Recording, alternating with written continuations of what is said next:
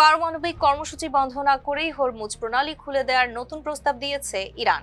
পাকিস্তানি মধ্যস্থতাকারীদের মাধ্যমে ওয়াশিংটনের কাছে তেহরান এই বার্তা পাঠিয়েছেন বলে জানিয়েছেন মার্কিন সংবাদ মাধ্যম এক্সিওস। প্রতিবেদনের তথ্য অনুযায়ী ইরান বর্তমান যুদ্ধ পরিস্থিতির অবসান ও বন্দরগুলোর ওপর থেকে মার্কিন নৌ অবরোধ তুলে নেওয়ার দাবি জানিয়েছেন। বিনিময়ে তারা হরমুজ প্রণালীতে সামরিক কড়াকড়ি কমিয়ে বাণিজ্যিক জাহাজ চলাচলের স্বাভাবিক পরিবেশ ফিরিয়ে দিতে রাজি।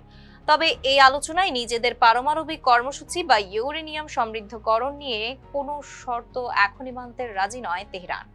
যুদ্ধ ও নিষেধাজ্ঞায় বিপর্যস্ত অর্থনীতিকে বাঁচাতে এটি ইরানের একটি কৌশলগত পদক্ষেপ। জীবন অবাক না করলে কে করবে? 28% মিল্ক ফ্যাটের অবাক করার সাথে ফ্রেশ মিল্ক পাউডার। জীবন অবাক করুক প্রতিদিন।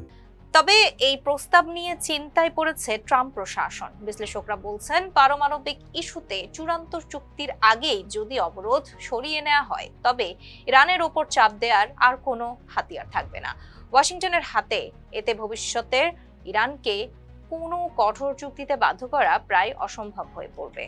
পাকিস্তান বর্তমানে দুই দেশের মধ্যে সেতু বন্ধন হিসেবে কাজ করলেও ট্রাম্প প্রশাসন শেষ পর্যন্ত এই আংশিক প্রস্তাবে রাজি হবে কিনা তা নিয়ে যথেষ্ট সংশয় রয়েছে বলে মনে করছেন বিশেষজ্ঞরা।